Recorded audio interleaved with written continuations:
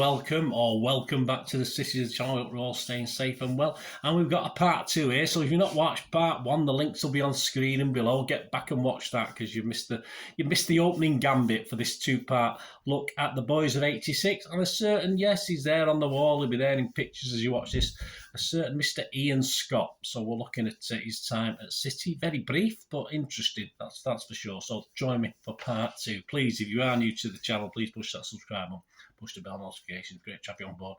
Everything City, past, present, and forever, of course. And if you are pressing buttons or you've already pressed those buttons, give us that little like button as well. I'm trying to get between 15 and 20 likes. If you can help me towards that target, it'd be very appreciated.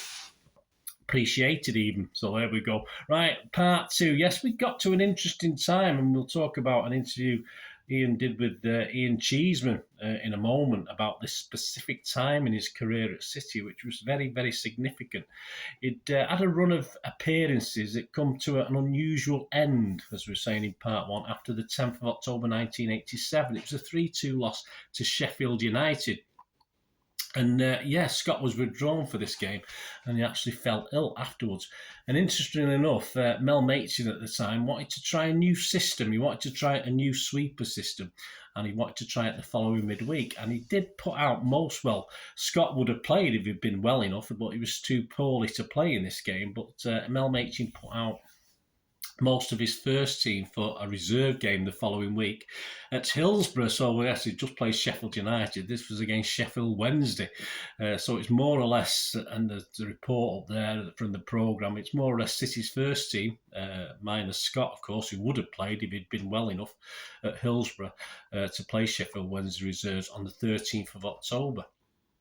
And the 11 that day was Nixon, White, Hinchcliffe, Clements, Redmond, Seagraves, Simpson, Stewart, McNabb, Brightwell and Lake.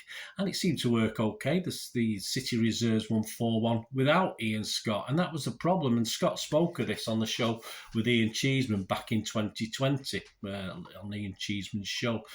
Although he was available to play the following week at Ipswich, he wasn't picked by Machin and found himself sat on the bench as punishment perhaps, or the fact that the system worked okay without him at Hillsborough.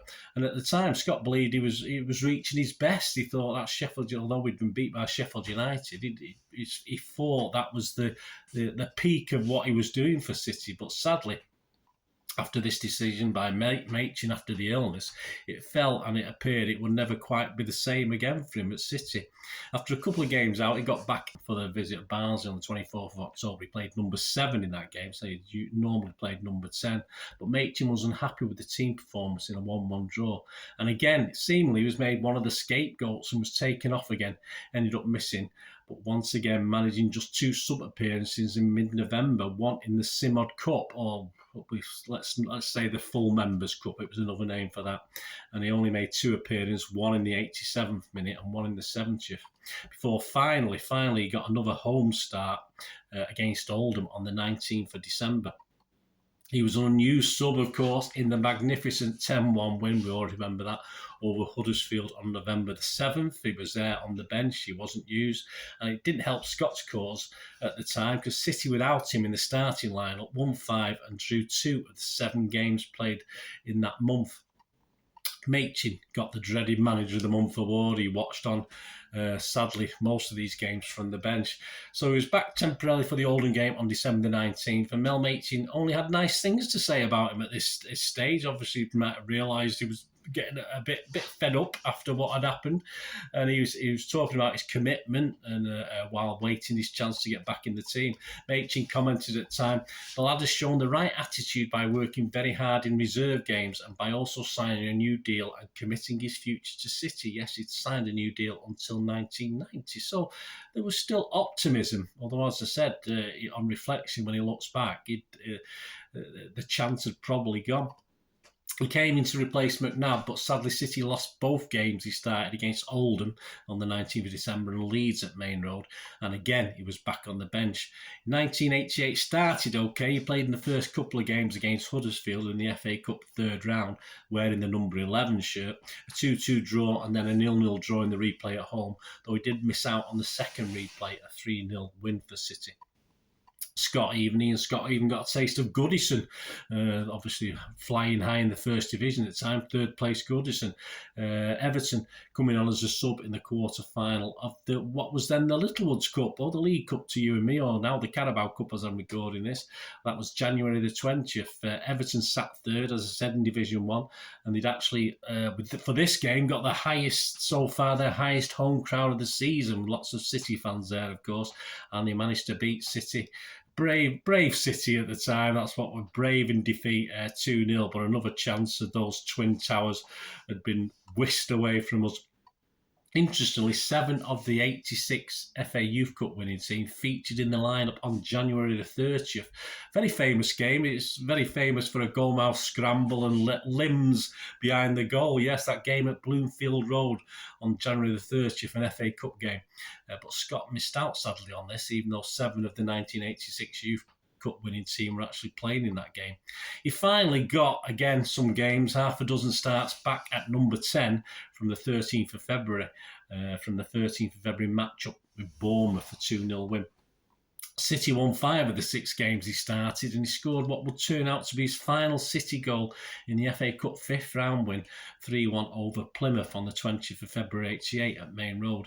He opened the scoring, pouncing from close in. I think there's still some footage on YouTube on this one. Pouncing close in to fire high into the net after the keeper only parried high a David White effort. Scott didn't play in the, infamous or not very good 4-0 defeat to Liverpool at Main Road in the quarter-final against Liverpool, and another cup competition we're out of on March the 13th. And his only appearance then as the league season fizzled out we finished a disappointing 9th, was from the bench in the final game of the season, a 2-0 loss at Palace after a couple of reserve team appearances. He'd actually picked up an injury. Yes, he damaged ligaments in a reserve game on the 17th of March and was unfit for about 5 weeks.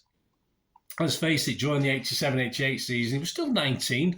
Perhaps Machin was right to take him out of the firing line at times. He did expect a lot of his youngsters, but reading between the lines, Machin, though outwardly a nice guy, he could be strict, and he appeared, reading between the lines, as I said, to not very clear at times with his players as to what was happening, why they were on the bench, why things were happening, especially if you think back to that Sheffield United game.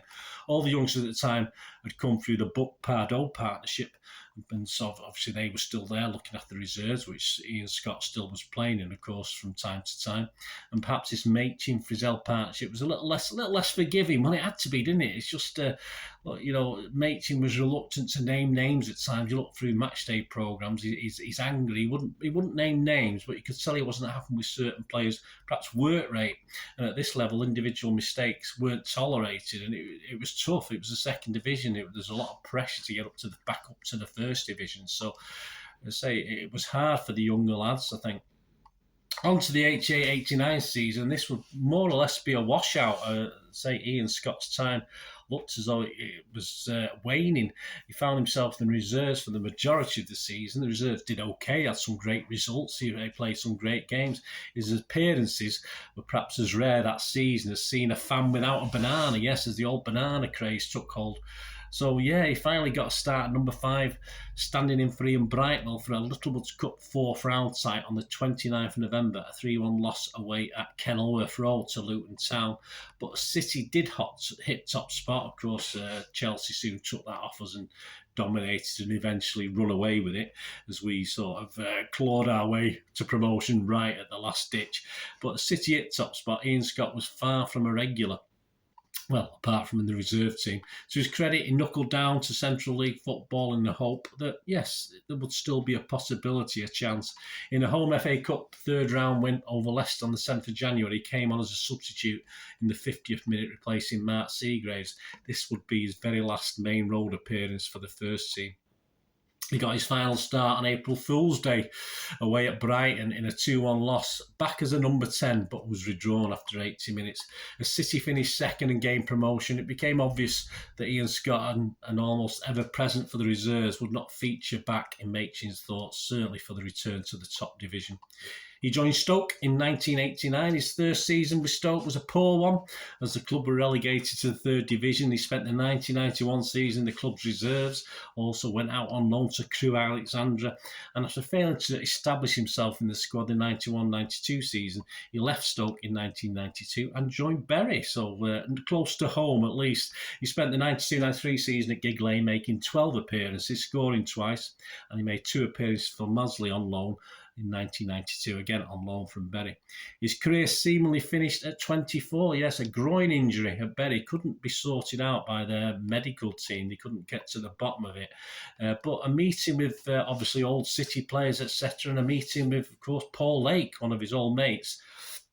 And of course, he was pointed in the direction of the PFA to actually get a bit of help, and they managed to point him in the right direction, and he got the help he needed with the injury. It was diagnosed as something called Gilmore's groin. So poor Mr. Gilmore, he must have got it. Oh, well, he probably diagnosed it. And after the right treatment, he recovered, and he actually went on to play some non-league football as well. So all good. His last heard, yes, he took on a role. He went over to the USA briefly to do some summer camps, and then he eventually got a full-time role. And this last we heard, he was on a director of coaching role in the US. He won a couple of prizes for that as well, for achievements. And he lives now in or near Indiana, and he's seemingly, as I said, as far as my records go, happy with how things turned out. So there we go, Ian Scott. Thanks for joining me for this little look at Ian Scott, one of the boys of 86. Personally, yes, I did get to watch Ian Scott many times. It's always great as City fans, whether it's back in the 70s, the 80s, the 90s, the olds, even now, as it is now, to watch young lads who've come up through the ranks. And Ian Scott was certainly one of those, and it was always great to watch him. And it was always great to watch him play first team football and play at Main Road. All right, some more died in the wool, City fans than others, but some not, and that's how it is. Perhaps Ian's lack of desire from an early age, which we saw, he wasn't, he had talent, but he wasn't overly committed. Perhaps that was always going to restrict him in the rough and tumble, certainly of 80s football, that's for sure. But despite the disappointments, he's now got a career, I think, where he feels, again, listening to Ian Cheeseman's interview with him, where he's fulfilled, and really, that's all that matters, isn't it? Let me know any memories you've got of Ian Scott. I hope you enjoyed this 2-part look at Ian Scott and the boys of 86. There'll be more coming along, so keep those buttons pressed so you know when they are. Thanks for watching, guys. Please, as I said, let me know any memories you've got. Thanks for watching. Until we meet again, that's one thing, don't I? Please stay safe, Blues. Come on, City. Bye for now.